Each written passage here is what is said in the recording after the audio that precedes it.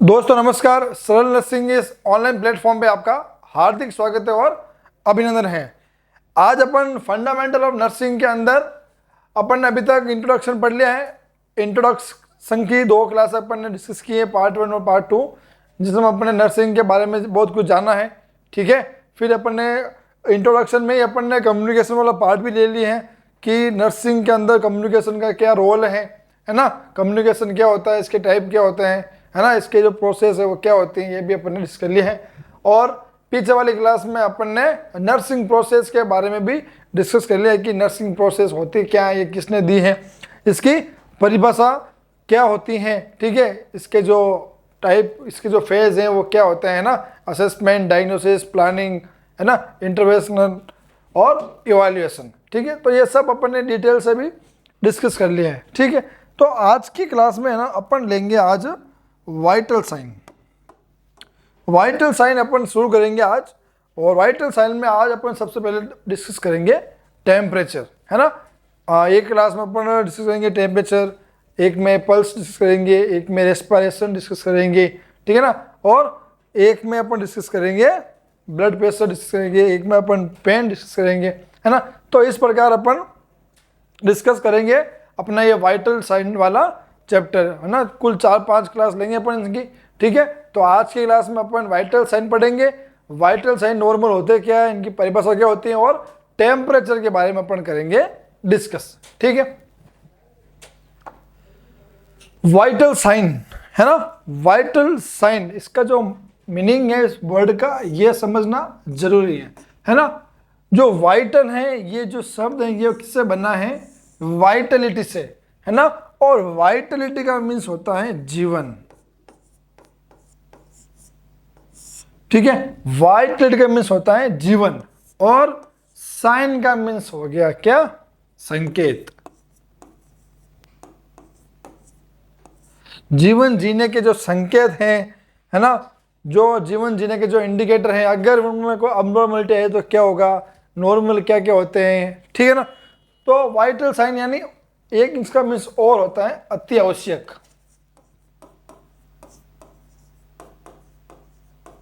अति आवश्यक, या वाइटल का मीन्स हो गया इंपॉर्टेंट, है ना। यानी कुल मिला के इनका जो मीन्स है, वाइटल का मीन्स यानी अति आवश्यक, इंपॉर्टेंट, या जीवन जीने वाले जो संकेत हैं वो क्या कहलाएंगे, वाइटल साइन। ठीक है, अब वाइटल साइन की अपन पढ़ते हैं परिभाषा कि वाइटल साइन अपन किसे कहेंगे। तो vital sign are the basic component of assessment of physiological and psychological health of client.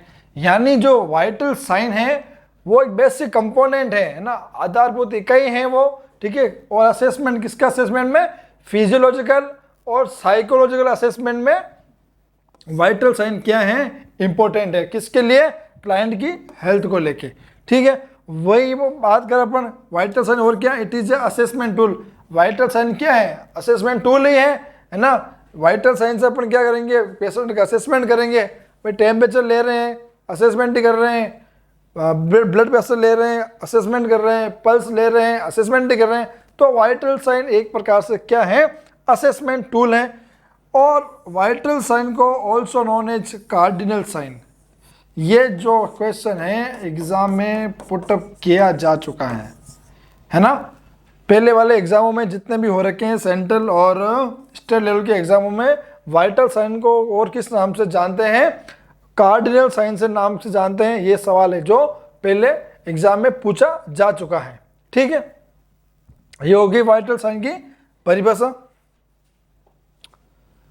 और अपन अगर इसको और समझे, वाइटल साइन आर द गवर्नन, है ना। गवर्न मीन्स होता है रेगुलेशन एंड कंट्रोल, है ना। गवर्न मीन्स क्या होता है, रेगुलेशन और कंट्रोल। यानी जो बॉडी को क्या करते हैं, वाइटल साइन क्या करते हैं, रेगुलेशन करते हैं और कंट्रोल करते हैं। और अगर इनमें कुछ भी डेविएशन होता है, कुछ भी चेंजेस होता है, तो वो क्या शो करते हैं, अब नॉर्मल बॉडी फंक्शन शो करते हैं, है ना। अब अगर blood pressure, temperature, pulse, respiration अगर ये अब नॉर्मल होंगे, नॉर्मल ना होके अब नॉर्मल होंगे, तो ये क्या करेंगे, अब नॉर्मल बॉडी फंक्शन शो करेंगे। ठीक है, तो vital sign are the governor, है ना, गवर्न मीन्स हो गया रेगुलेशन एंड कंट्रोल, है ना। वाइटल साइन जो है बॉडी को रेगुलेट करते हैं और कंट्रोल करते हैं, और अगर ये नॉर्मल नहीं होंगे, है ना, इनमें चेंजेस होगा, डेविएशन होगा, है ना, तो ये क्या करेंगे, अबनॉर्मलिटी शो करेंगे किसमें, बॉडी फंक्शन के अंदर।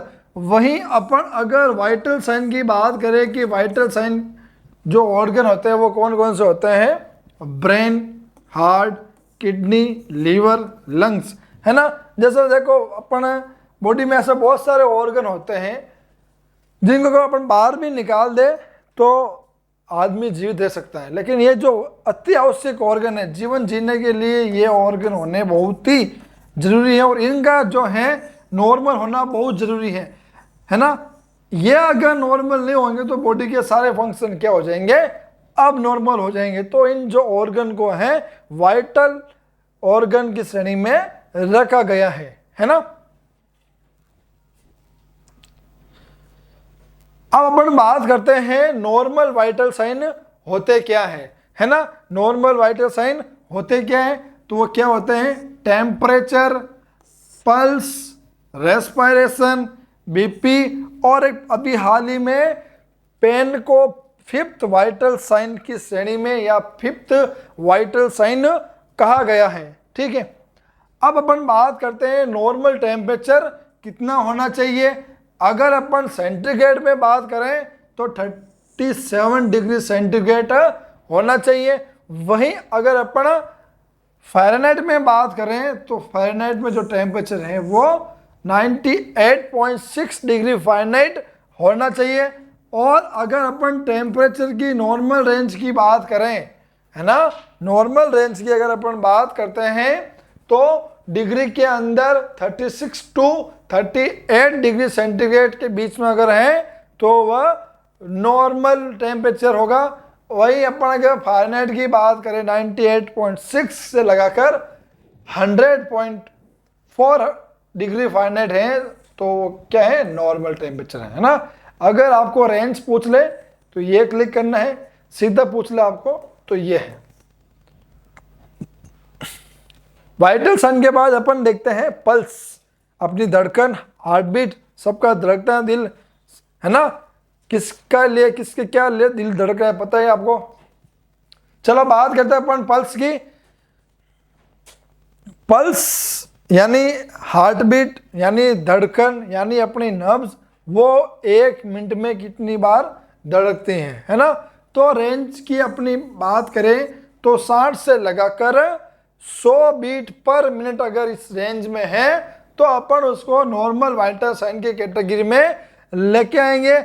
अगर 60 से कम है तो भी अब नॉर्मलिटी है, 100 से ज़्यादा है तो भी अब नॉर्मलिटी है।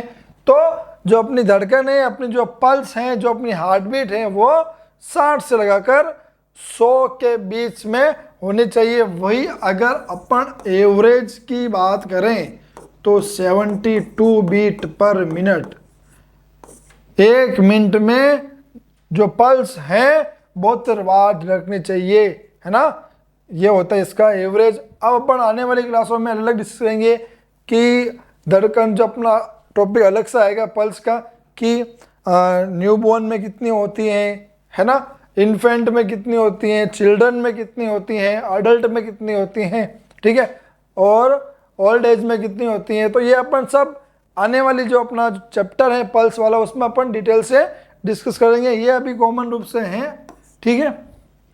वहीं अगर अपन बात करें रेस्पिरेशन की, यानी श्वास यानी सांस लेना सांस छोड़ना, ये हो गया एक रेस्पिरेशन, है ना। तो 1 मिनट के अंदर जो रेंज होती है वो क्या होती हैं, 12 से लगाकर 16 रेस्पिरेशन पर मिनट तो होगा नॉर्मल। वहीं अगर अपन एवरेज की बात करें तो 16 रेस पर मिनट होना चाहिए। 1 मिनट में आप कितनी बार सांस लोगे, 16 बार सांस लोगे। अगर इससे कम ले रहे हो तो भी एबनॉर्मलिटी है, इससे अगर ज़्यादा ले रहे हो तो भी एबनॉर्मलिटी है। वहीं अपन अगर ब्लड प्रेशर की बात करें, नॉर्मल ब्लड प्रेशर कितना होना चाहिए, 120/80 ये mm/Hg, ये वेरी इंपॉर्टेंट है। ये जो क्वेश्चन है नॉट सेट 4.0 में क्वेश्चन पूछा जा चुका है कि अडल्ट की नॉर्मल जो ब्लड प्रेशर है वो क्या होता है, तो 120/80, लेकिन उसमें 120/80 लगभग 2 ऑप्शन में था, लेकिन वहाँ पर पीछे जो है इकाई क्या थी, चेंज थी, उन्होंने mm/kg कर दिया, किसमें ग्राम कर दिया। तो अपन को इसकी इकाई ये जो यूनिट है ये भी अपन को याद रखनी है mm/Hg, है ना। जो ब्लड प्रेशर की जो इकाई होती है, यूनिट होती है, वो क्या होती है, mm/Hg, ठीक है। और वाइटल साइन जो अपना है 5वां पेन, वो भी अपन आने वाली क्लास में अच्छे से इसको डिस्कस करेंगे, किस प्रकार अपन पेन का असेसमेंट करेंगे, ठीक है। तो ये हो गए नॉर्मल वाइटल साइन, नोट कर लीजिएगा। अगर आप नर्सिंग कर रहे हो तो आपको ये नॉर्मल वाइटल साइन आना बहुत ही जरूरी है, ठीक है। इसमें कोई भी कंफ्यूजन आपको नहीं होना चाहिए।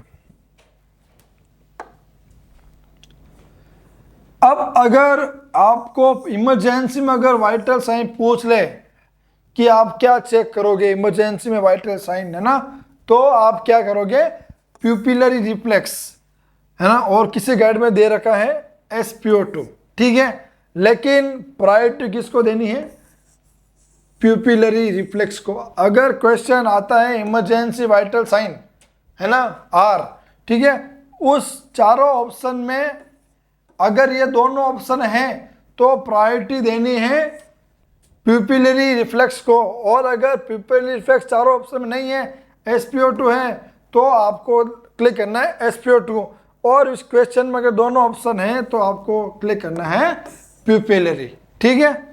ये क्या हो गए, इमरजेंसी वाइटल साइन, ये चेक करना इमरजेंसी में जरूरी है। अब अपन बात करते हैं व्हेन वाइटल साइन मेजरमेंट, यानी वाइटल साइन है जो अपन कब मेजरमेंट करेंगे ये भी जानना जरूरी है।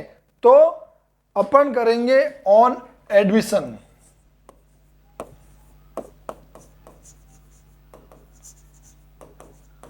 यानी जब भी पेशेंट हॉस्पिटल में एडमिट हो तो उसके जो वाइटल साइन है अपन को क्या करने हैं, चेक करने हैं। उस समय अपन क्या करेंगे, चेक करेंगे। और कब चेक करेंगे अपन, routine checkup according to hospital policy, यानी इससे अपन क्या समझते हैं, routine checkup according to hospital policy.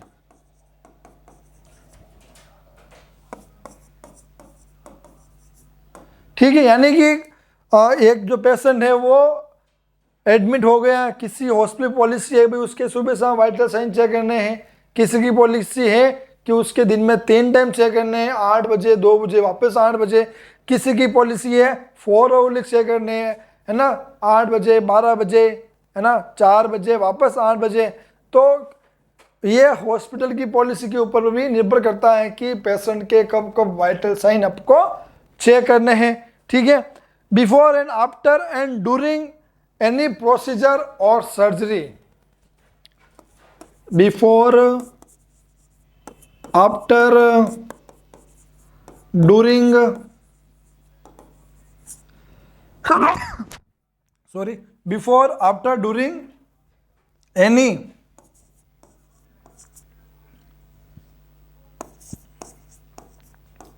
Procedure या सर्जरी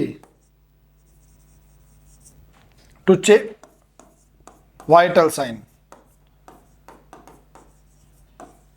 यानी वाइटल साइन और कब चेक करेंगे अपन, कोई भी प्रोसीजर कर रहे हैं, कोई भी सर्जरी कर रहे हैं, तो उससे पहले और उन प्रोसीजर सर्जरी के बाद और उस प्रोसीजर और सर्जरी के दौरान भी अपन को क्या करना है, वाइटल साइन क्या करना है, चेक करने हैं, ठीक है।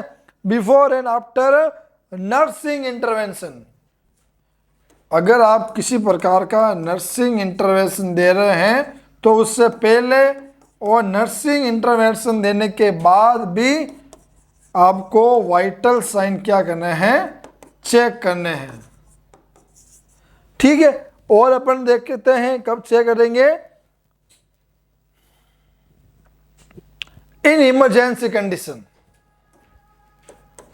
इन इमरजेंसी कंडीशन है ना। इन इमरजेंसी कंडीशन में तो ये दो तो आपको चेक करने ही है, साथ में वाइटल साइन भी आपको मॉनिटरिंग करते रहना है कि उसके जो वाइटल साइन है वो नॉर्मल है या नहीं है। अब ये तो अपन ने डिस्कस कर लिया कि वाइटल साइन अपन कब कब चेक कर रहते हैं, ठीक है ना। अब वाइटल साइन चेक करते क्यों हैं, इनका पर्पज क्या है, वो भी अपन कर लेते हैं डिस्कस।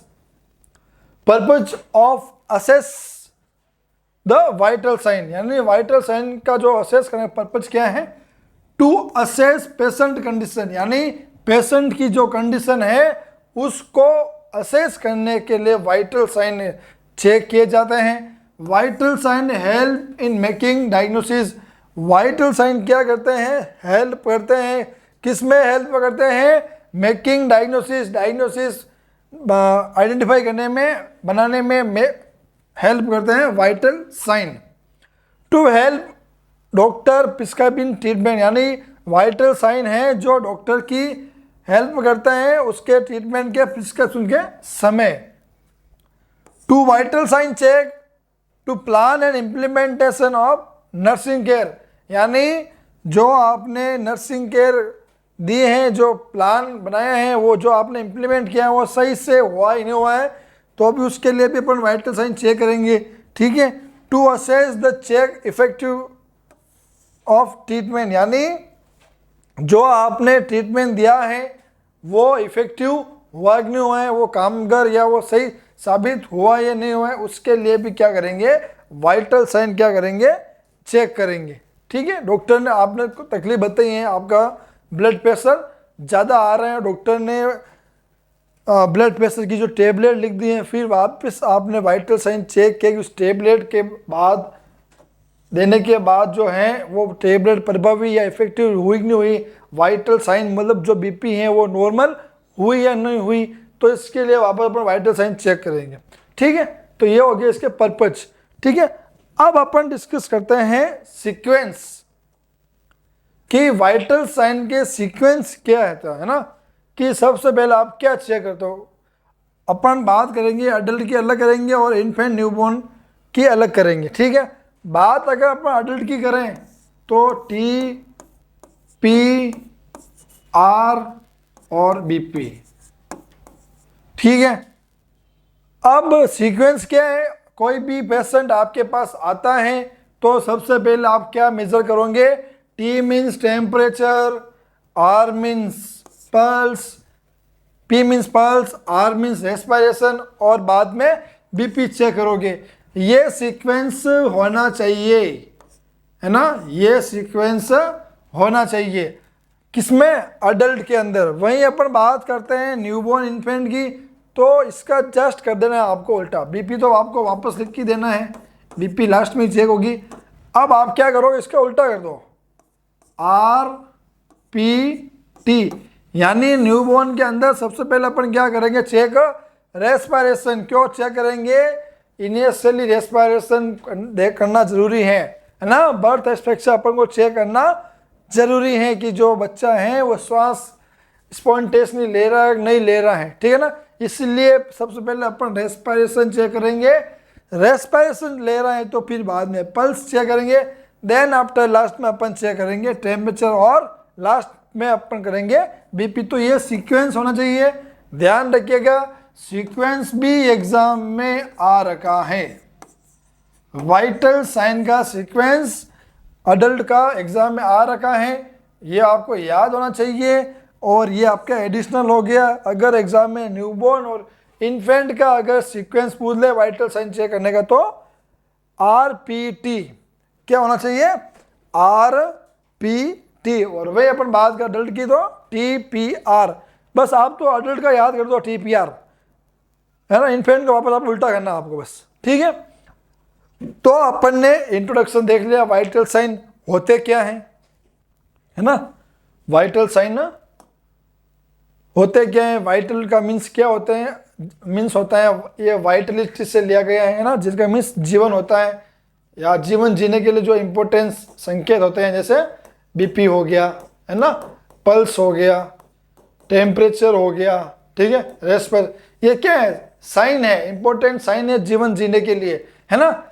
और अपन वाइटल को क्या बोल सकते हैं, अति आवश्यक या इंपॉर्टेंट, है ना।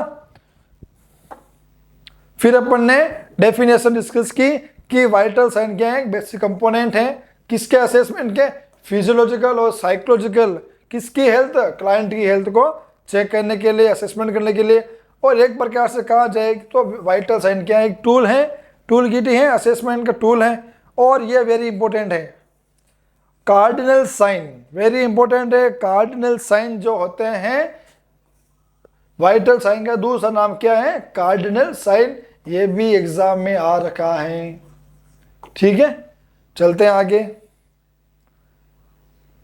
वाइटल साइन क्या है, रेगुलेटिंग और कंट्रोलिंग बाय वाइटल साइन, है ना, जो बॉडी को है रेगुलेट और कंट्रोल करने का काम इसका है, वाइटल साइन का है। अगर इनमें किसी प्रकार का चेंजेस होता है तो ये क्या शो करेंगे, अब नॉर्मल बॉडी फंक्शन। और जो वाइटल ऑर्गन होते हैं वो होते हैं brain, heart, kidney, liver, lungs, ये वाइटल ऑर्गन की श्रेणी में आते हैं, ठीक है। ये हो गए नॉर्मल वाइटल साइन, है ना। टेम्परेचर हो गया 37 डिग्री सेंटीग्रेड, अगर फारेनहाइट की बात करें 98.6 डिग्री सेंटीग्रेड। वहीं अपन अगर पल्स की बात करें तो 6200 बीट पर मिनट, एवरेज की बात करें तो 72 बीट पर मिनट, रेस्पिरेशन की बात करें तो 12 to 20 रेस्पिरेशन पर मिनट, अगर अपन एवरेज की बात करते तो 16 रेस्पिरेटरी पर मिनट। वहीं अपन अगर ब्लड प्रेशर की बात करें, नॉर्मल ब्लड प्रेशर कितना होना चाहिए, 120/80। इसका ये इंपॉर्टेंट है, इक्का ही आपको याद होनी चाहिए। ये जो क्वेश्चन है नोट सेट 4.0 में आ रखा है, नॉर्मल ब्लड प्रेशर इज, है ना। और उसमें 2-3 ऑप्शन तो सेम ही थे 120/80, लेकिन पीछे वाला जो इक्का ही है वो चेंज कर दी गई थी। और ये जो अगला है अपना पेन। फिर इमरजेंसी वाइटल साइन का पर पूछ ले तो आपको प्रायोरिटी देनी है किसको, प्यूपिलरी रिफ्लेक्स को। और अगर ऑप्शन में प्यूपिलरी रिफ्लेक्स नहीं है तो SpO2 को प्रायोरिटी देनी है। और अगर ऑप्शन में ये दोनों है तो आपको प्रायोरिटी किसको देनी है, प्यूपिलरी रिफ्लेक्स को। अब वाइटल साइन कब चेक करते हैं ये भी अपन ने देख लिया है, एडमिशन के समय करते हैं, हॉस्पिटल की पॉलिसी के अकॉर्डिंग करते हैं, दिन में 1 बार, 2 बार, 3 बार, 4 बार, 5 बार, कोई भी प्रोसीजर करते हैं उससे पहले, बाद में, है ना। और उसके दौरान चेक करते हैं वाइटल साइन, ठीक है। और अपन जो नर्सिंग इंटरवेंशन करते हैं before and after to check nursing intervention ना,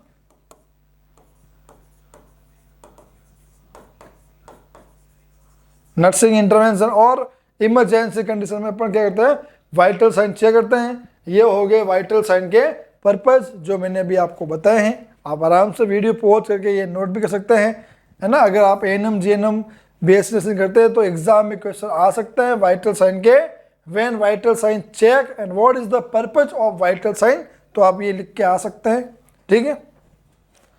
अब अपन चेक करते हैं टेम्परेचर। अपन सबसे पहले अपन लेंगे टेम्परेचर यानी तापमान। टेम्परेचर क्या होता है आज की क्लास में अपन डिस्कस करेंगे टेम्परेचर, है ना। Temperature is defined as degree of heat, है ना। डिग्री ऑफ हीट को क्या कहा गया है, टेम्परेचर। चाहे वो डिग्री ऑफ हीट चाहे कम हो या ज़्यादा हो, उसको क्या कहे हैं, टेम्परेचर ही कहते हैं, ठीक है। अब बात करते हैं अपन टेम्परेचर। भाई देखो, चाहे टेम्परेचर 30 डिग्री हो चाहे 40 डिग्री हो, ये तो क्या है, डिग्री ऑफ हीट है, वो आपको क्या इंडिकेट कर रहा है, टेम्परेचर कर रहा है ना।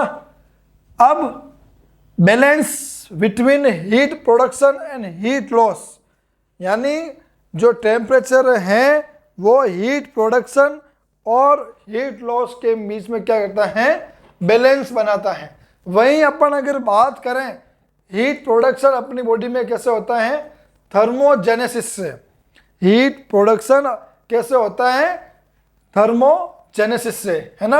और जहाँ जेनेसिस वर्ड आ जाए उसका जो मीन्स होता है प्रोडक्शन होता है, और जो लाइसिस वर्ड आ जाए उसका जो मीन्स होता है वो होता है ब्रेक डाउन। ठीक है, ये आप नोट कर लीजिएगा। ये जो वर्ड है आपको जेनेसिस और लाइसिस बार बार आपको सुनने को मिलेंगे इस टेम्परेचर की क्लास में। ठीक है, तो हीट प्रोडक्शन, अपना जो बॉडी है वो हीट प्रोडक्शन भी करती है और हीट लॉस भी करती है। हीट प्रोडक्शन को अपन बोलेंगे थर्मोजेनेसिस और हीट लॉस को अपन बोलेंगे थर्मोलाइसिस। ठीक है, इन दोनों प्रोसेस को कंबाइंडली रूप से अपन क्या कहेंगे, thermo regulation. What is the thermo regulation, आपको सीधा एक लाइन में आंसर करना है। It define is thermogenesis and thermolysis process, यानी थर्मोजेनिक प्रोसेस को और थर्मोलाइसिस प्रोसेस को क्या कहते हैं, थर्मो रेगुलेशन कहते हैं। अब इसमें एक और है, जो हीट प्रोडक्शन है वो कहाँ होता है, अपने थर्मोजेनिक्स का होता है इन बॉडी, अपने शरीर के अंदर हीट का क्या होता है, प्रोडक्शन होता है। वहीं अगर अपन लाइसिस की बात करते हैं तो लाइसिस जो हीट लॉस है वो कहाँ होती है, थ्रू द एनवायरमेंट।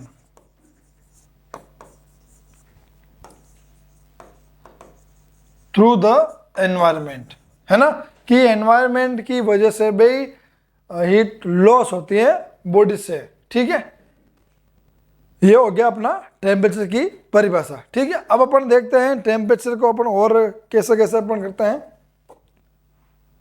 अब अपन बात करते हैं कि फॉर अडल्ट के लिए, है ना, for adult the heat regulation, heat regulation नाम आ रहा है, यानी थर्मोजेनेसिस और थर्मोलाइसिस। तो इसका जो सेंटर होता है वो क्या होता है, हाइपोथैलेमस। अब यहाँ पर एक कंडीशन डाल रखी है कि फॉर अडल्ट, यानी ये जो है अडल्ट के लिए ही है। अगर इन्फेंट और चिल्ड्रन की अगर बात करते हैं तो उसमें क्या होता है कि हाइपोथैलेमस क्या होता है, मैच्योर नहीं होता है, इमेच्योर होता है ना, इसलिए वो ये हीट रेगुलेशन वाला काम भी न कर पाएगा, है ना।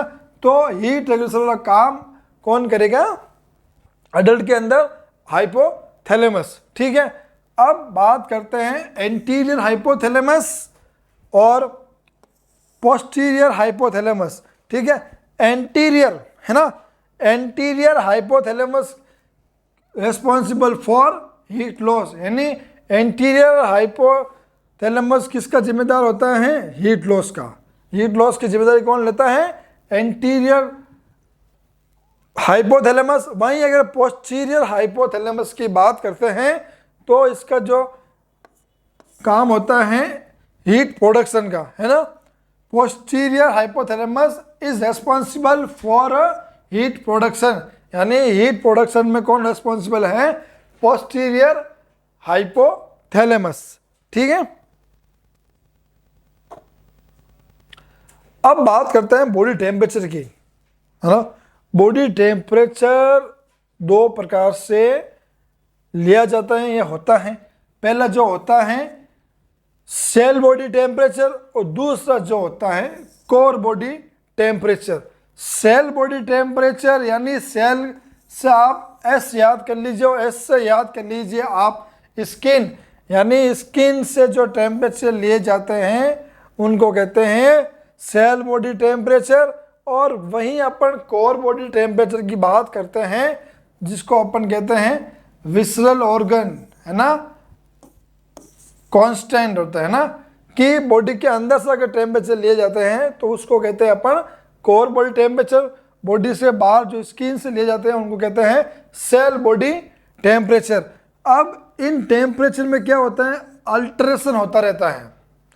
बाहर का जो स्किन का टेम्परेचर वो क्या होता है, अल्ट्रेशन होता रहता है, कभी ज़्यादा कभी कम, मतलब एनवायरनमेंट के साथ ये ऊपर नीचे होता रहेगा। लेकिन बॉडी का जो टेम्परेचर है वो क्या रहता है, कांस्टेंट रहता है। ठीक है, बॉडी का जो टेम्परेचर है वो क्या रहता है, कांस्टेंट रहता है। ठीक है, तो बॉडी टेम्परेचर दो तरीके से ले जाते हैं, shell body temperature, core body temperature. Shell body temperature skin से और ये विसरल ऑर्गन बॉडी के इनर पार्ट से ले जाते हैं। स्किन वाला जो टेम्परेचर होता है वो इसमें क्या होता है, अल्ट्रेशन होता है ना, ऊपर नीचे होता रहता है, और ये जो है कांस्टेंट रहता है। कौन सा? Core body temperature. ठीक है, इतना सब कुछ अपने पढ़ लिया है। अब अपन करते हैं शुरू अपना जो मेन जो टॉपिक है, बार बार आ रहा है वर्ड, हीट प्रोडक्शन और heat loss.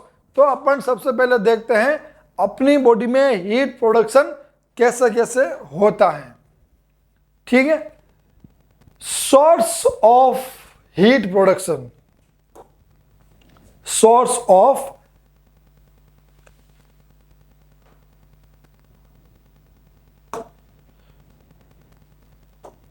Of heat production, इसको अपन केमिकल प्रोसेस से नाम से भी जानते हैं। केमिकल प्रोसेस के नाम से क्यों जानते हैं? क्योंकि ये बॉडी के अंदर ही प्रोडक्ट होगी, तो ये केमिकल प्रोसेस है ना। बॉडी के अंदर तो केमिकल प्रोसेस ही होती हैं, है ना। और इसको अपन एक और नाम से जानते हैं, थर्मोजेनेसिस, जैसा कि अपन ने इस स्लाइड में डिस्कस कर लिया है।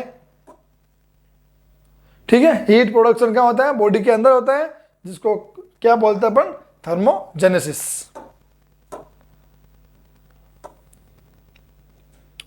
ठीक है, अब अपन पढ़ते हैं पहला सोर्स ऑफ हीट प्रोडक्शन, जिसका नाम है मेटाबॉलिज्म, है ना, जिसको अपन कहते हैं ऑक्सीडेशन ऑफ फूड, है ना।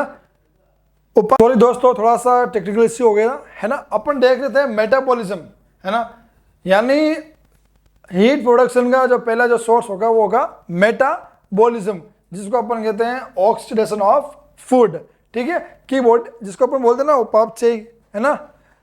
तो जो क्रिया होती है अपने बॉडी के अंदर, जो केमिकल रिएक्शन होते हैं, जो मेटाबॉलिक प्रोसेस होती हैं, उसकी वजह से भी क्या होता है, बॉडी में हीट प्रोड्यूस होता है। ठीक है, अब मेटाबॉलिज्म अगर इंक्रीज होगा, यानी ज़्यादा मेटाबॉलिज्म होगा, तो हीट भी क्या होगी? ज़्यादा होगी प्रोडक्ट। और मेटाबॉलिज्म अगर कम होगा, अगर मेटाबॉलिज्म कम होगा तो हीट भी क्या होगी? कम होगी। सीधी बात है, मेटाबॉलिज्म बढ़ा तो हीट भी बढ़ेगी, हीट प्रोडक्शन बढ़ेगा, और मेटाबॉलिज्म घटा तो हीट प्रोडक्शन भी घट जाएगा। सीधी बात है। ठीक है, during metabolism of protein CHO, carbohydrate plus fat, the heat is produce as a product. यानी जो मेटाबॉलिज्म जो एक्टिविटी है उसमें प्रोटीन, कार्बोहाइड्रेट, फैट, इन सारे प्रोड्यूस क्या करती हैं? हीट प्रोड्यूस करती हैं। ठीक है, तो एक जो सोर्स हो गया वो अपना हो गया ऑक्सीडेशन ऑफ फूड।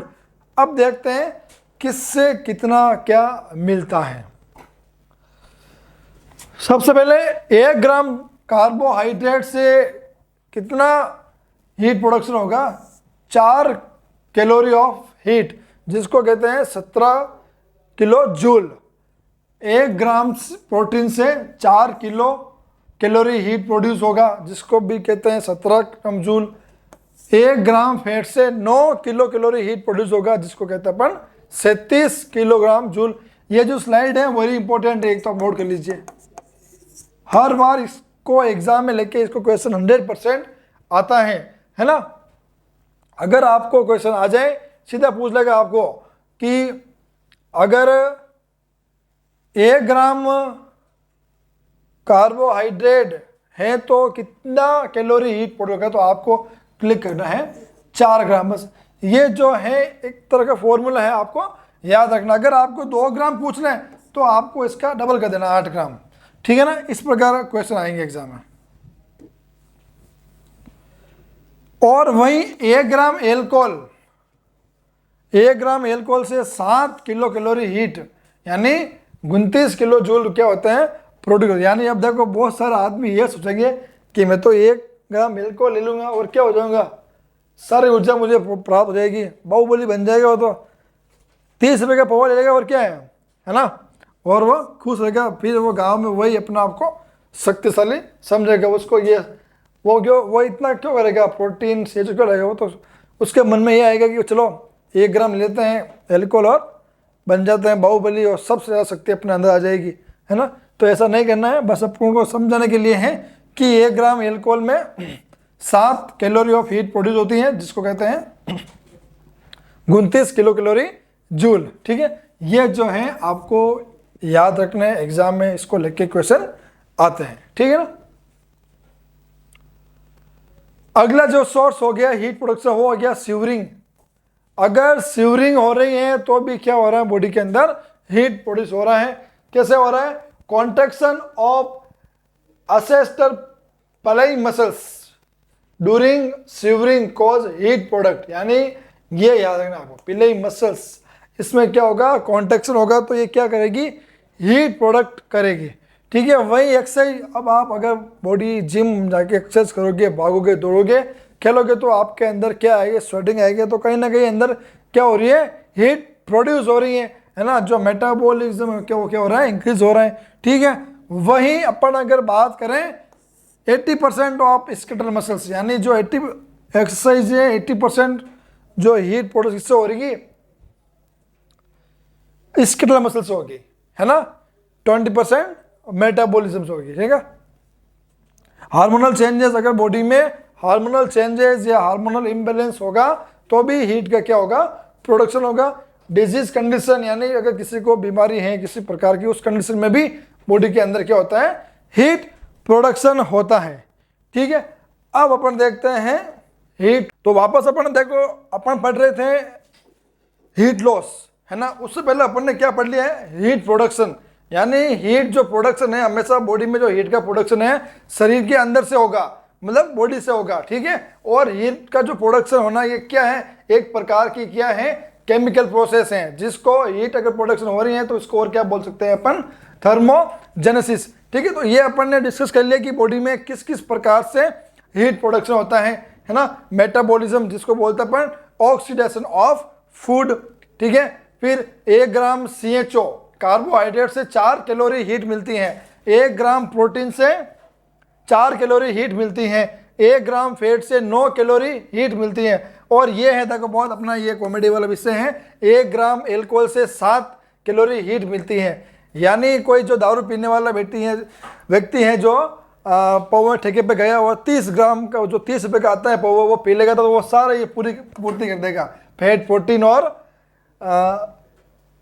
और कार्बोहाइड्रेट की। क्योंकि इनमें 17 कैलोरी जूल प्राप्त होता है, इसमें भी 17, लेकिन मात्र 1 ग्राम एल्कोहल में 29 कैलोरी जूल प्राप्त होगा, है ना। तो वो शक्तिशाली हो जाएगा, है ना। फिर गांव में सर्वोपरि वही बन के घूमेगा। पर अपन को ऐसा नहीं करना है, अपन पढ़ रहे हैं, याद रखना है बस अपन को कि 1 ग्राम एल्कोहल से 29 किलो जूल की एनर्जी प्राप्त होती है, शरीर में हीट का प्रोडक्शन होता है ना। जब कोई पी के आता बोलता ना कि अंदर गर्मी ज़्यादा चढ़ गई, क्या गुस्सा होता, तो मतलब गर्मी अंदर चढ़ना मतलब उसके अंदर क्या आ गई है, एनर्जी आ गई है। ठीक है, तो अपन को सिर्फ एनर्जी किससे प्राप्त करनी है, अपन को कार्बोहाइड्रेट, प्रोटीन और फैट से एनर्जी प्राप्त करनी है, अपन को इससे प्राप्त नहीं करनी है। लेकिन एग्जाम की दृष्टि से ये भी इंपॉर्टेंट है। फिर सीवरिंग हो गया, एक्सिव हो गया, हार्मोनल चेंजेस हो गया और डिजीज कंडीशन हो गया। इन सभी में हीट का जो है बॉडी के अंदर प्रोडक्शन होता है। फिर अपन डिस्कस कर रहे हैं मैकेनिज्म ऑफ हीट लॉस, यानी अब जो हीट प्रोडक्शन है वो तो हो गया अपना केमिकल प्रोसेस, और हीट का जो लॉस है बॉडी के अंदर, बॉडी के बाहर, वो क्या है प्रोसेस, फिजिकल प्रोसेस है। ठीक है, अब ये किस किस प्रकार से हीट लॉस होती है, एक तो होती है स्किन से हीट लॉस होती है, लंग से हीट लॉस होती है, किडनी से हीट लॉस होती हैं और बोवेल से भी हीट लॉस होती हैं। ठीक है, अब समझते हैं अपन स्किन से किस प्रकार हीट लॉस होती हैं। ये जो है एग्जाम की दृष्टि से बहुत ही इंपॉर्टेंट है कि किस किस तरीके से, किस किस माध्यम से स्किन से हीट लॉस होती हैं। ठीक है, जो पहला जो माध्यम है वो है कन्वेक्शन। देखो मैं आपके लिए अच्छा सा एक शॉर्ट ट्रिक याद करके लेके आया हूँ। हर बार बच्चे इसमें क्या होते हैं, कंफ्यूजन होते हैं, तो इस बार आपका ये जो कंफ्यूजन है मैंने दूर कर दिया है। देखो कन्वेक्शन और कंडक्शन में बहुत बार क्या होते हैं, बच्चे कंफ्यूज होते हैं। ठीक है, तो कन्वेक्शन का देखो ये इसमें आ रहा है ई, ठीक है, और कंडक्शन में आ रहा है डी। ये तो आप याद रख लोगे। देखो ना इसमें ई आएगा ना इसमें डी आएगा, मतलब इन दोनों वर्डों में एक में ई आएगा एक में डी आएगा। अब कंफ्यूजन नहीं होना है।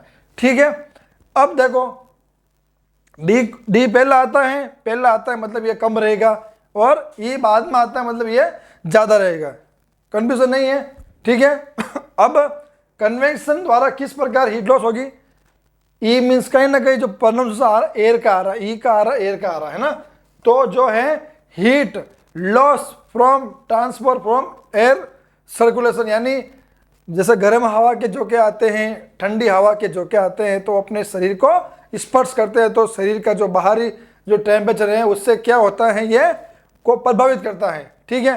जैसे गर्मियों के दिनों में गर्म हवा आती है तो शरीर जो अपना है, जो स्किन है, वो बॉडी टेम्परेचर क्या होता है, बढ़ जाता है, ठीक है। इस तरह बॉडी में जो हीट है वो लॉस हो जाती है, ठीक है। तो कन्वेक्शन से जो हीट लॉस किस प्रकार होगी? ट्रांसफर फ्रॉम एयर सर्कुलेशन, ठीक है, transfer from air circulation, circulation, ठीक है। वहीं अपन बात करते हैं कंडक्शन की। डी आ रहा है इसमें, डी से आपको याद रखना है डायरेक्ट कांटेक्ट, है ना। ई से याद रखना है एयर सर्कुलेशन, जो हीट है जो लॉस हो रही है एयर सर्कुलेशन की वजह से लॉस हो रही है। डी से आपको याद रखना है डायरेक्ट कांटेक्ट, यानी heat transfer from one part two another part, यानी जो हीट है, जो ऑब्जेक्ट है, वो डायरेक्ट टच करने से क्या होगा है, लॉस हो गया। अपन किसी ऑब्जेक्ट को डायरेक्ट टच करते हैं, कोई गर्म ऑब्जेक्ट लेते हैं या ठंडा ऑब्जेक्ट लेते हैं, तो उसकी वजह से भी क्या होती है, हीट लॉस होती हैं, ठीक है। वहीं अपन बात करते हैं रेडिएशन, जो होता है सबसे ज़्यादा, जिसमें 60% हीट लॉस होती है विदाउट डायरेक्ट कॉन्टेक्ट, है ना। रेडिएशन में जो है, जो हीट जो transfer from surface to one surface another, यानी जो हीट जो ट्रांसफर होती है one surface to another surface without any direct contact, यानी बिना किसी कांटेक्ट के क्या होती हैं, हीट ट्रांसफर होती हैं, है ना। तो उसको बोलते हैं अपन रेडिएशन, जो होता है 60%। वहीं अपना जो है इवापोरेशन, है ना। इवापोरेशन में वी याद रखना है, और वी को अपन बोलेंगे वेपर, और वेपर को अपन हिंदी में कहते हैं वाष्प, है ना। वाष्प मीन्स मैं उदाहरण दूँ आपको, जल का वाष्प में बदलना, है ना। जैसे आप गर्म कढ़ी में पानी डाल दीजिए, उसको गर्म कीजिएगा, तो क्या होगा, ज़्यादा देर आप उसको रखेंगे तो वो कढ़ी गर्म हो जाएगी, पानी को गर्म कर देगी, वो पानी गर्म होकर वाष्प के रूप में उड़ जाएगा। तो इस प्रकार भी हीट क्या होती है, हीट लॉस होता है, ठीक है। अब एग्जाम में क्वेश्चन आते हैं कि सबसे ज़्यादा और सबसे कम, तो ज़्यादा तो हो गया रेडिएशन और सबसे कम हो गया अपना कंडक्शन, ये याद रखना आपको, ठीक है। इसमें बिल्कुल कंफ्यूज नहीं होना है, एक एक वर्ड में आपको समझना है। किताबों में 3-3 4-4 लाइन दे रखी है, कंफ्यूज नहीं होना है, ठीक है। Convection means air circulation, conduction means heat transfer from one surface to another surface with direct contact, और radiation heat transfer from one surface to another surface without direct contact, और vaporation यानी evaporation means vapour यानी वाष्प, ठीक है। तो इस प्रकार भी क्या होती हैं, बॉडी के अंदर हीट लॉस होती हैं, ठीक है। ये हो गया स्किन की वजह से, ये जो चारों जो प्रोसेस हैं वो स्किन की होगी, ठीक है। फिर लंग्स की वजह से भी बॉडी में जो है हीट लॉस होता है, ठीक है। किडनी की वजह से भी हीट लॉस होता है ना। कैसा, किडनी से जब आप सर्दियों के दिनों में जब आप यूरिन पास आउट करते हो तो गरम गरम वाष्प आती है ना, वो इसका उदाहरण है हीट लॉस का, ठीक है। बोवेल हो गया, ठीक है। तो इस प्रकार हीट जो है वो लॉस होती है, ठीक है। हीट प्रोडक्शन, हीट लॉस अपन ने कर दिया डिस्कस। अब अपन चलते हैं, अपन जो टेम्परेचर पढ़ रहे थे अपन, ठीक है। टेम्परेचर, तापमान, डिग्री ऑफ हीट, किस प्रकार बॉडी में हीट प्रोडक्शन होता है, किस प्रकार बॉडी में हीट का लॉस होता है। अब बात करते हैं अपन बॉडी में टेम्परेचर को कौन कौन सी साइड से मेजर करते हैं, मापते हैं, देखते हैं, ठीक है। तो जो सबसे पहला जो रूट है वो हो गया अपना ओरल और माउथ, यानी ओरली टेम्परेचर किस प्रकार अपन नापते हैं, ठीक है। अपन अगर ओरली, अपन ये है नॉर्मल रेंज, अगर अपन ओरली अगर अपन किसी बॉडी टेम्परेचर अपन देखते हैं तो ओरली जो नॉर्मल होगा बॉडी टेम्परेचर क्या 98.6 डिग्री फ़ारेनहाइट। वहीं अपन अगर सेंटीग्रेड की बात करें 37 डिग्री सेंटीग्रेड।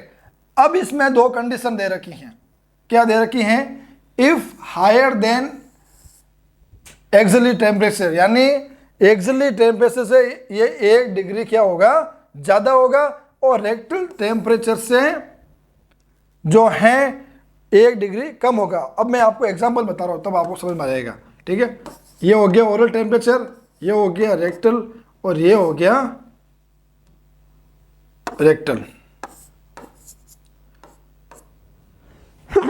सॉरी, देखो A means axillary, O means oral, R means rectal. अब मैं बता रहा हूं आपको कि मान लो अपन ने ओरल से अगर टेम्परेचर चेक किया है तो ओरल से आ रहा है 98, तो ये क्या बोल रहा है लाइन कि 1 फ़ारेनहाइट हायर होगा एक्सिलरी से, है ना। तो एक्सिलरी में कितना हो जाएगा, 97 डिग्री फ़ारेनहाइट। ठीक है, और 1 degree Fahrenheit lower than rectal temperature, तो 1 डिग्री क्या होगा, कम हो जाएगा। तो ये क्या हो जाएगा, 99 डिग्री फ़ारेनहाइट।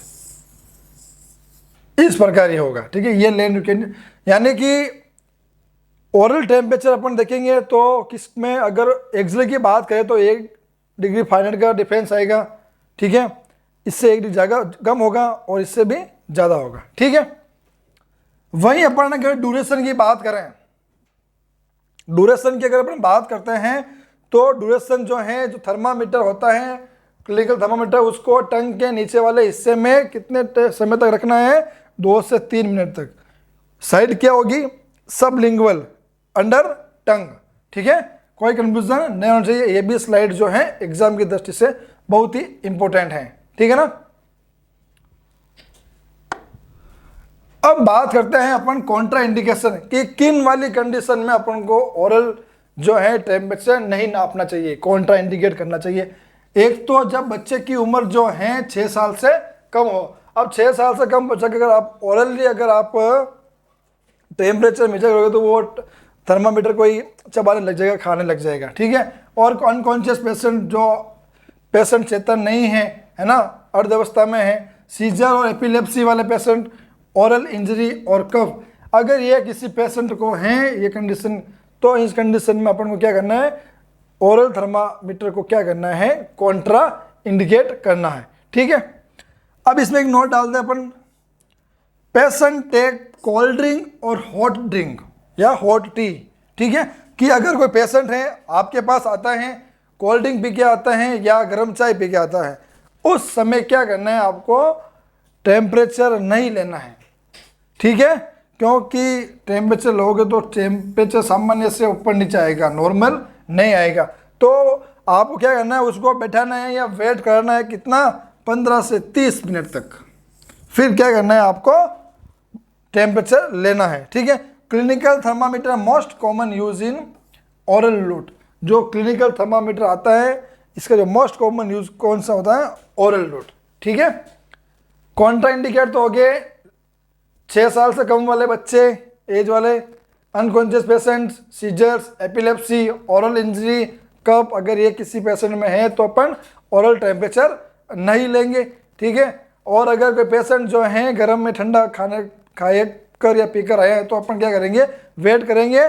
वेट करने के बाद अपन 15 से 30 मिनट के बाद उसका क्या लेंगे, ओरल टेम्परेचर लेंगे। ठीक है, क्लिनिकल थर्मामीटर हैं जो मोस्ट कॉमन यूज किया जाता है किसके अंदर, ओरल रूट के अंदर। ठीक है, मैं आपको बता देता हूं, एक्सिलरी रूट। अब बात करते हैं अपन एक्सिलरी रूट की। ठीक है,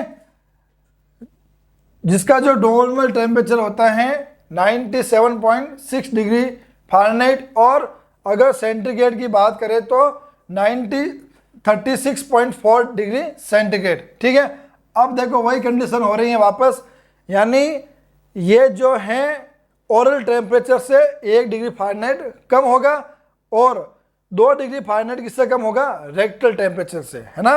वापस बढ़ा रहा हूँ, देखो कंफ्यूज नहीं होना आपको, एक्सिलरी, ओरल, रेक्टल। ठीक है, एक्सिलरी अगर 98 है, ठीक है, और ये 97 है और ये 99 है। ठीक है, अब ये क्या बोल रहा है, 1 degree Fahrenheit lower than oral route, है ना। तो यानी कि 1 डिग्री क्या होगा, कम होगा। माना कि ओरल में कितना आ रहा है 98, तो 98 का कम कितना होगा 1 डिग्री 97, ठीक है। ये बोल रहे हैं 2 degree Fahrenheit lower than rectal route temperature, यानी रेक्टल का अगर टेम्परेचर, बॉडी का टेम्परेचर 99 आ रहा है, तो अगर अपन उसी पेशेंट का अपन अगर एक्सिलरी रूप से लेंगे तो 97 आएगा, यानी 2 डिग्री क्या होगा कम हो जाएगा। वही अपन अगर ड्यूरेशन की बात करें,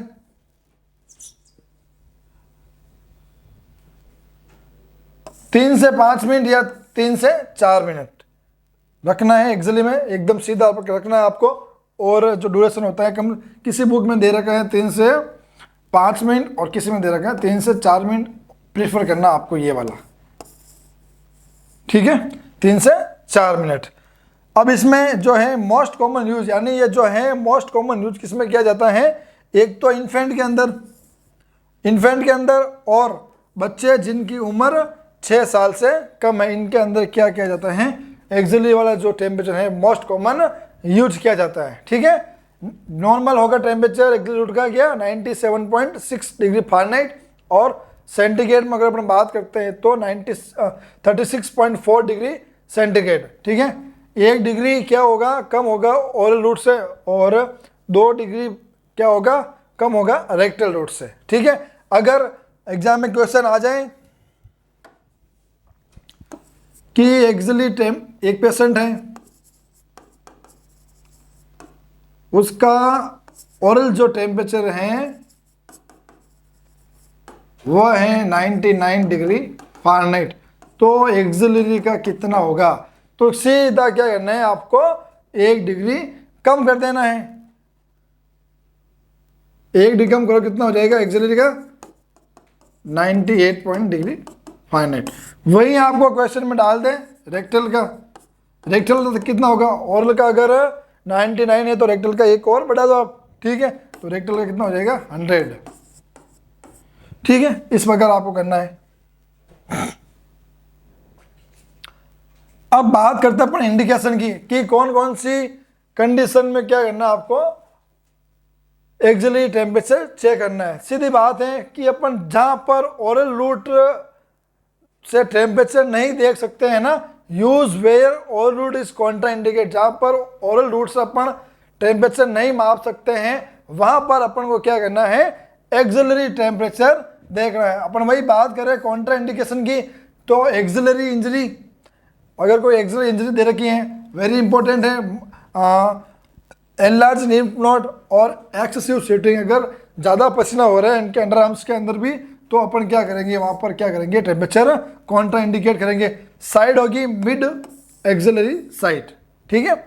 वही थर्मामीटर इसमें यूज करेंगे अपन डिजिटल थर्मामीटर, इसमें जो थर्मामीटर है वो अपन यूज करेंगे डिजिटल या इलेक्ट्रॉनिक थर्मामीटर, ठीक है। वही बात करते हैं अपन रेक्टल रूट की। रेक्टल रूट में कितना होगा normal temperature 99.6 degree Fahrenheit, centigrade की अगर अपन बात करें तो 37.5 डिग्री सेंटीग्रेड। 1 डिग्री क्या होगा ज़्यादा होगा ओरल रूट से, और 2 डिग्री फ़ारेनहाइट ज़्यादा होगा किससे एक्सिलरी रूट से। अगर अपना ओरल अगर रेक्टल की बात करें 99 है, तो ये बोल रहा है ओरल से तो होगा 1 ज़्यादा, तो 99 है मतलब यहाँ पे ओरल कितना होगा 98, तो ये कंडीशन पूर्ण होगी ना कि 1 डिग्री ज़्यादा होगा ओरल रूट से, तो 98 99 ज़्यादा हो गया। वहीं कितना होगा एक्सिलरी से 2 degree Fahrenheit higher than axillary route, तो एक्सिलरी रूट से कितना होगा 2 डिग्री ज़्यादा होगा, एक्सिलरी से कितना हो जाएगा ये 97।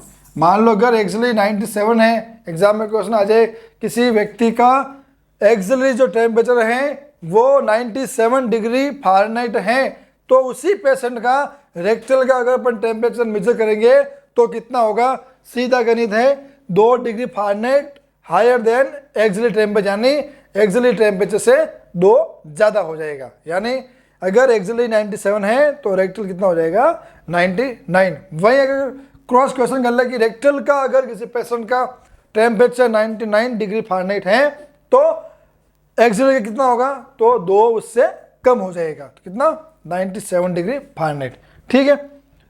मोस्ट रिलायबल और एक्यूरेट मेथड है कौन सा, rectal body temperature, most reliable, आसानी से लिया जा सकता है और एक्यूरेसी में भी ये अच्छा है। तो कौन सा है? Rectal body temperature. एग्जाम में क्वेश्चन आ जाए कि मोस्ट रिलायबल और एक्यूरेट मेथड कौन सा है टेम्परेचर टेकिंग का, तो आपको क्लिक करना है रेक्टल बॉडी टेम्परेचर। वहीं अपन अगर कॉन्ट्रा इंडिकेशन की बात करते हैं रेक्टल रूट के अंदर, क्या किन कंडीशन में अपन क्या करेंगे, रेक्टल टेम्परेचर नहीं लेंगे, तो वो कंडीशन है रेक्टल सर्जरी या एनल सर्जरी, कॉन्स्टिपेशन या डायरिया हो रहा हो, या ब्लीडिंग डिसऑर्डर हो रहा हो, या हेमरोइड्स हो, या कफिंग हो। ये अगर कंडीशन पेशेंट के अंदर हैं तो उस कंडीशन में अपन रेक्टल टेम्परेचर, बॉडी टेम्परेचर नहीं लेंगे। वही अगर अपन पोजीशन की बात करें कि रेक्टल के समय अपन टेम्परेचर ले रहे हैं, तो पोजीशन में फर्स्ट प्रायोरिटी देनी है आपको सिम्स लेटरल पोजीशन, और सेकंड प्रायोरिटी देनी है आपको लेफ्ट लेटरल पोजीशन। क्वेश्चन आ जाए एग्जाम में, है ना, which position provide in rectal body temperature, और ऑप्शन में अगर ये दोनों हो, 4 ऑप्शन हो, 4 में अगर ये 2 हो तो प्रायोरिटी देनी है आपको इसको, और 4 ऑप्शन हो, दोनों में से कोई एक हो तो आप दोनों में से कोई भी क्लिक कर सकते हैं, ठीक है। वहीं अगर अपन बात करते हैं इंसरेशन की, कितना अंदर तक आपको करना है इंसर्ट, जो टेम्परेचर का जो बल्ब वाला हिस्सा होता है वो कितना इंसर्ट करना है। अडल्ट के अंदर 1 से लगाकर 1.5 इंच। वहीं अगर अपन सेंटीमीटर की बात करें 2.5 टू 3.75 सेंटीमीटर, चाइल्ड के अंदर 1 इंच। और अगर अपन सेंटीमीटर की बात करते हैं, 2.5 सेंटीमीटर। वहीं अपन इन्फेंट में देखते हैं 0.5 इंच, और सेंटीमीटर की अगर बात करते हैं 1.25 सेंटीमीटर, ठीक है। इतना इंसर्ट आपको करना है।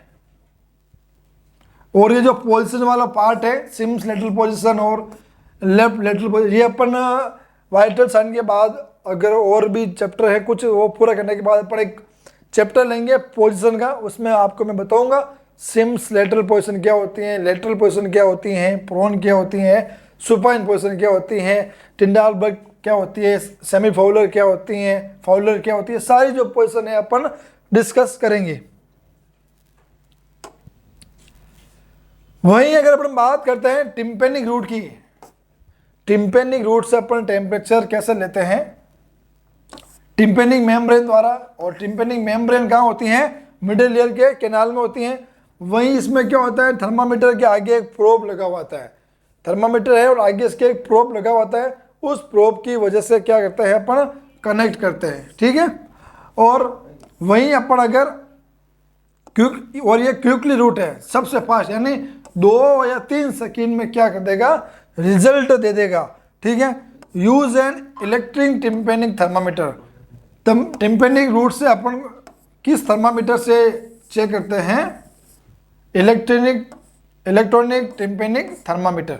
अब मैं आपको बता रहा हूँ थर्मामीटर कैसे कैसे होते हैं, ठीक है ना। अब बात करते हैं अपन थर्मामीटर की, ठीक है।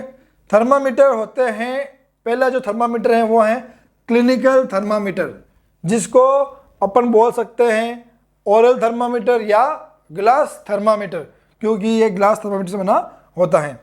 ये 2 भागों में बांटा गया है इसको, ओरल थर्मामीटर और रेक्टल थर्मामीटर। दोनों में एक ही डिफरेंस है, ओरल थर्मामीटर में जो बल्ब होगा, बल्ब वाला पार्ट, अभी बताऊंगा मैं बल्ब वाला पार्ट क्या है, बल्ब वाला पार्ट क्या होगा, लॉन्ग होगा। और रेक्टल वाला थर्मामीटर में बल्ब वाला पार्ट जो है वो होगा शॉर्ट। एक पिक्चर के माध्यम से बता रहा हूँ किस प्रकार ये जो है थर्मामीटर आपको दिखाई देंगे।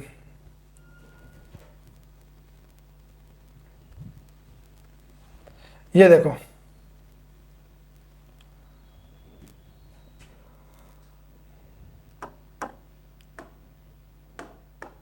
ठीक है। ये जो थर्मामीटर हैं, इन पर जो रीडिंग की गई है वो सेंटीग्रेड की रीडिंग की गई है, और इसमें जो रीडिंग की गई है वो है फारेनहाइट में रीडिंग की गई है, ठीक है। अपन ने क्या कंडीशन पढ़ी है कि ओरल थर्मामीटर क्या होता है, लॉन्ग होता है उसका बल्ब, और रेक्टल थर्मामीटर का जो बल्ब है वो क्या होता है, शॉर्ट होता है, ठीक है। ये हो गया ऊपर वाला रेक्टल थर्मामीटर, नीचे वाला ओरल थर्मामीटर। ये हो गया इसका स्टीम, यहाँ से यहाँ तक ये क्या हो गया इसका स्टीम। और ये जो आगे वाला हिस्सा होता है ये होता है बल्ब। तो कंडीशन क्या थी, रेक्टल वाला थर्मामीटर क्या होता है, जब बल्ब क्या होता है शॉर्ट है, देखो मतलब शॉर्ट है लेंथ में अपन क्या करेंगे इसको डिफरेंस करेंगे।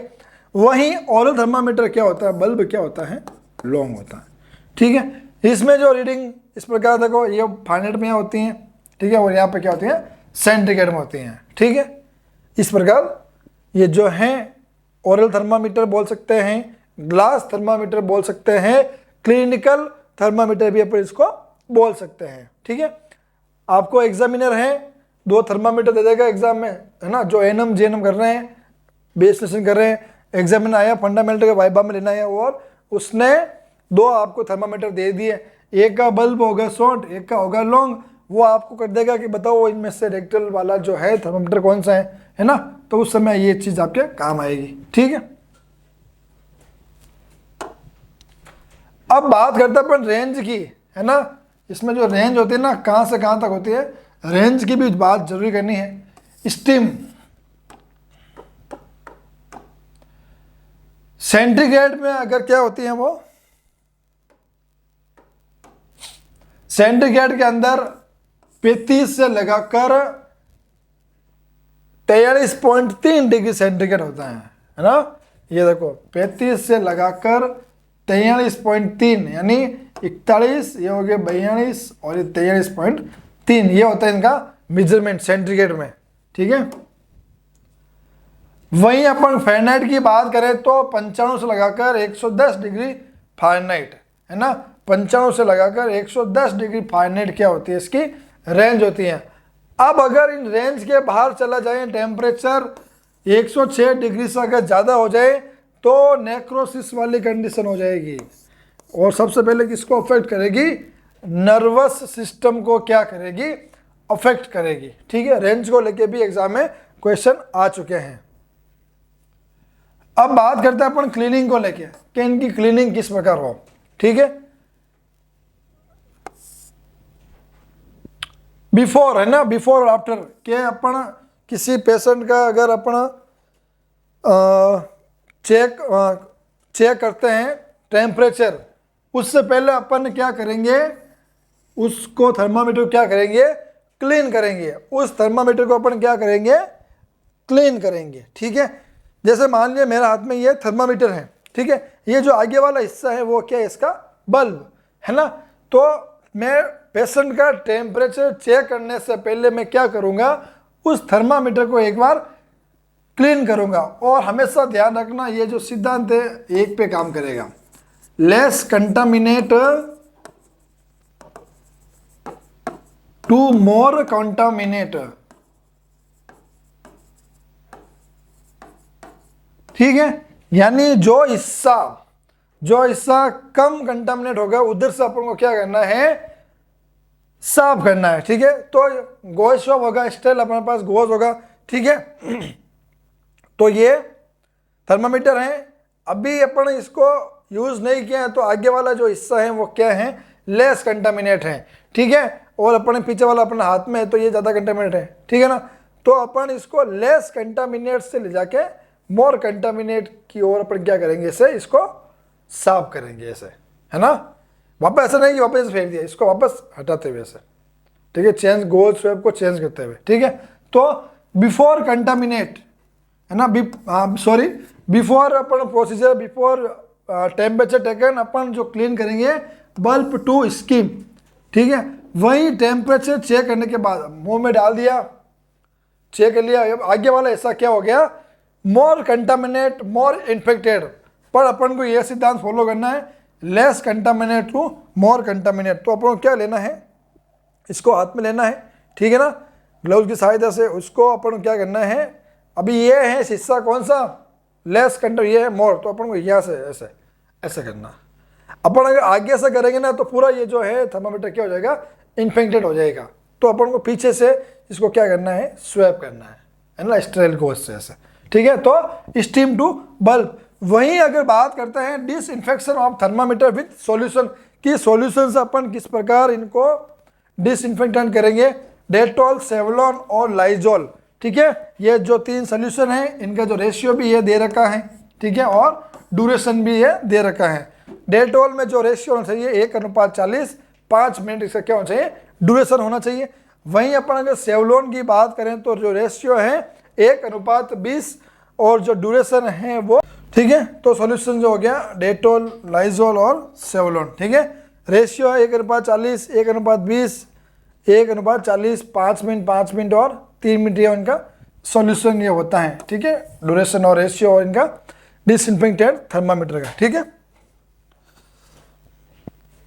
अब अपन डिस्कस करते हैं अगला। पहले अपन ने डिस्कस कर लिया, उससे पहले मैं आपको बता दूं जो क्लिनिकल थर्मामीटर होते हैं उनमें क्या होती हैं, HG मरकरी होती हैं, जो क्या होती हैं हीट सेंसिटिव। तो हमेशा थर्मामीटर चेक करने से पहले अपन पहले उस मरकरी को क्या करेंगे, नीचे लेके आएंगे। फिर अपन देखेंगे जो मरकरी है ऊपर तो नहीं है, पहले इसको ऐसे करके नीचे लेके आएंगे। ठीक है ना। अगले जो थर्मामीटर है वो है कौन सा, डिजिटल थर्मामीटर। ठीक है, जिसको अपन बोलते हैं इलेक्ट्रॉनिक थर्मामीटर। इसमें जो टाइम है वो होगा 1 मिनट का होगा, क्लीनिंग की होगी 70% ऑफ एल्कोहल की, और ये क्या है most common use in axillary route. Clinical thermometer का जो मोस्ट कॉमन यूज है वो किस में किया जाता है, एक्सिलरी रूट के अंदर, और ऑयल रूट के अंदर किसका किया जाता है, क्लिनिकल थर्मामीटर का। ठीक है, अब बात करते हैं अपन डिस्पोजल पेपर थर्मामीटर, जिसको अपन बोलते हैं केमिकल स्ट्रिप। ये सिंगल यूज पेपर स्ट्रिप होती है। It contain organic chemical dots, इसके ऊपर ऑर्गेनिक केमिकल डॉट्स होते हैं, है ना, जिसको एग्जाम्पल के ऊपर टेम्पा डॉट, यानी इसको सर के ऊपर रखता है, अगर गर्म होगा तो वो जो डॉट्स है वो रिएक्ट कर देंगे और बता देंगे कितना टेम्परेचर है। और अपना जो चौथा लास्ट थर्मामीटर है वो है इंफ्रारेड थर्मामीटर। इंफ्रारेड थर्मामीटर, ठीक है, ये जो अभी कोविड के दौरान सबसे ज़्यादा प्रचलन में था। ठीक है, मैं एक बार आपको सारे इसके डायग्राम बता देता हूँ कैसे क्या होता है। क्लिनिकल थर्मामीटर मैंने आपको बता दिया किस प्रकार दिखता है। ठीक है, क्लिनिकल थर्मामीटर के बाद ये आपको बता रहा हूँ, ये क्या है, इलेक्ट्रॉनिक थर्मामीटर। ठीक है, इसका बल्ब हो गया, इसमें जो टाइमिंग है, टेम्परेचर यहाँ पे सीन होगा, 1 मिनट तक आपको क्या रखना है, एक्सिलरी में रखना है। Most common use in axillary. ठीक है,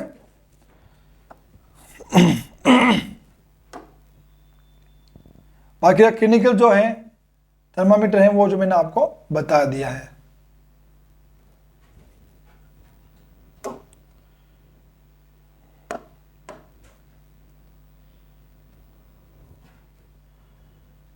ये देखो, ये क्लिनिकल ना जो मैंने भी आपको बताया, इस प्रकार होता है क्लिनिकल थर्मामीटर। ठीक है,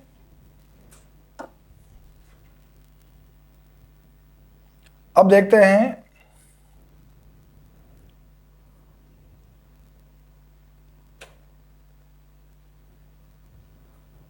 ये है इंफ्रारेड थर्मामीटर। कोविड के दौरान सबसे ज़्यादा प्रचलन है और सब इसको जानने लगे, है ना।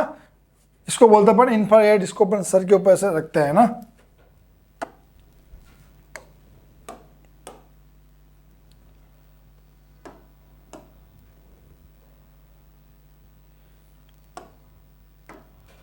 ये देखो, ये है टिम्पेनिक मेम्ब्रेन थर्मामीटर। टिम्पा है ना, इसके आगे प्रोब होता है। इस प्रोब को क्या करते हैं, मिडल ईयर में डालते हैं अपन और चेक करते हैं थर्मामीटर। ये सबसे क्यूटेस्ट है ना, क्यूकेस्ट। 2 से 3 सेकंड के अंदर अपना क्या कर देगा, ये रिजल्ट दे देगा, है ना।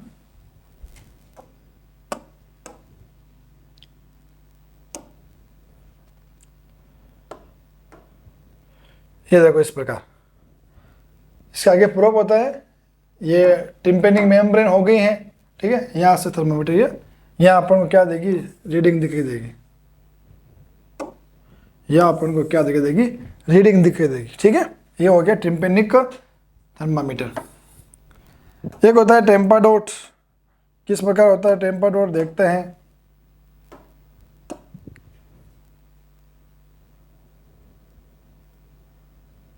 ये देखो टेम्पा डॉट, इस पर कुछ ये इसको सर के ऊपर रखते हैं, गर्म उतना कितना है, होता क्या है।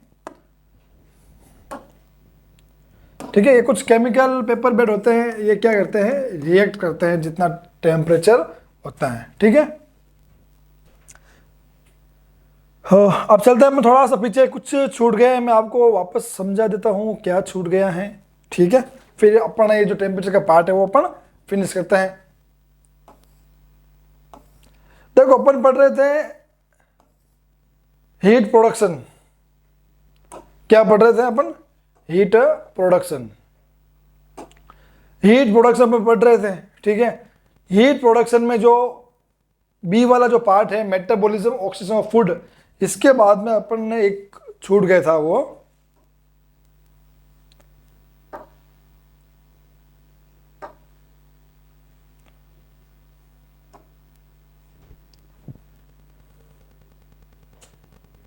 ये वाला जो ए वाला जो पार्ट था, जो ए वाला जो पार्ट था वो था अपने ऑक्सीडेशन ऑफ फूड या मेटाबॉलिज्म, और जो बी वाला जो पार्ट है वो है सिस्टमेटिक डायनेमिक एक्शन, जिसको बोलते हैं एसडीए ऑफ फूड या thermic effect of food.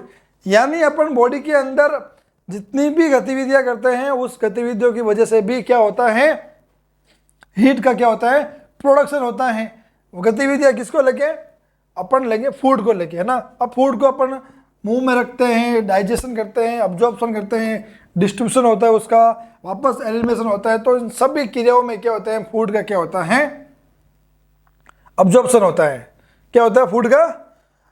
Food का क्या होता है, अब्जॉर्प्शन होता है, एलिमिनेशन भी होता है। इन सभी क्रियाओं के साथ क्या होता है, एनर्जी क्या होती है, वो प्रोड्यूस होती है।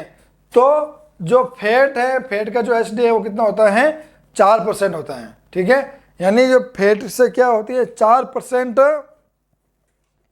फैट से 4% प्रोड्यूस होती है हीट, कार्बोहाइड्रेट से 5 से 6%, प्रोटीन से 30% और मिक्स्ड से 12% क्या होते हैं, हीट प्रोड्यूस होती हैं, ठीक है। ये अपना थोड़ा छूट गया था, सिस्टमेटिक डायनेमिक एक्शन, जिसको बोलते हैं एचडी ऑफ फूड या थर्मिक इफेक्ट ऑफ फूड, ठीक है। अब एक क्वेश्चन लेते हैं अपन, ठीक है। क्वेश्चन इस प्रकार लेते हैं कि 1 ग्राम, अपन क्वेश्चन ले लेते हैं,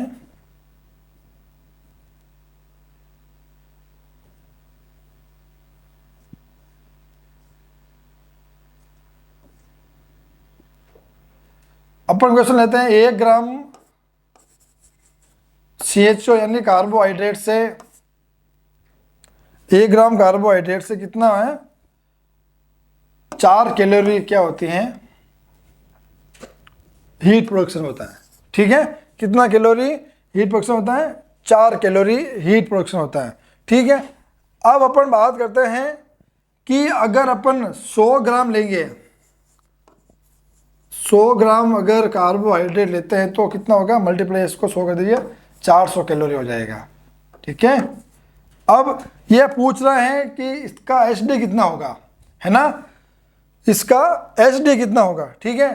तो अपन बात करते हैं 400 का कितना परसेंट करेंगे अपन, 5 से 6%, यानी 400 का जो 10% है वो कितना होता है, 40, और 5% करना है तो इसका हो जाएगा 20 कैलोरी एचडी है। इस प्रकार एग्जाम में क्वेश्चन आते हैं। तो अपन ने आज की क्लास में वाइटल साइन क्या होते हैं वो अपन ने डिस्कस कर लिए हैं। वाइटल साइन के बारे में क्या होता है, इसका मीनिंग क्या होता है ना, वाइटल साइन किसे कहते हैं ये भी अपन डिस्कस कर लिए हैं, ठीक है। उस और वाइटल ऑर्गन कौन कौन से होते हैं, नॉर्मल इनकी वैल्यू क्या होती है ये भी अपन डिस्कस कर लिए हैं, ठीक है ना। फिर इमरजेंसी वाइटल साइन क्या होता है ये भी अपन ने देख लिए हैं, ठीक है।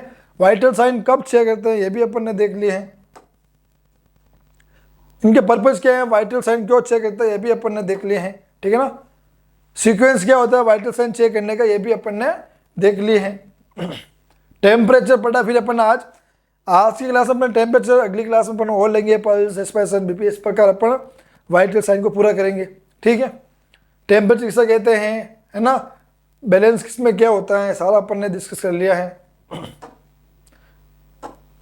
हीट प्रोडक्शन किससे होता है, हीट लॉस किससे होता है, सब अपन ने देख लिए हैं, ठीक है ना। कॉमन साइड क्या होती है बॉडी टेम्परेचर की वो भी अपन ने देख लिए हैं, ठीक है। कॉन्ट्रा इंडिकेशन देख लिए हैं।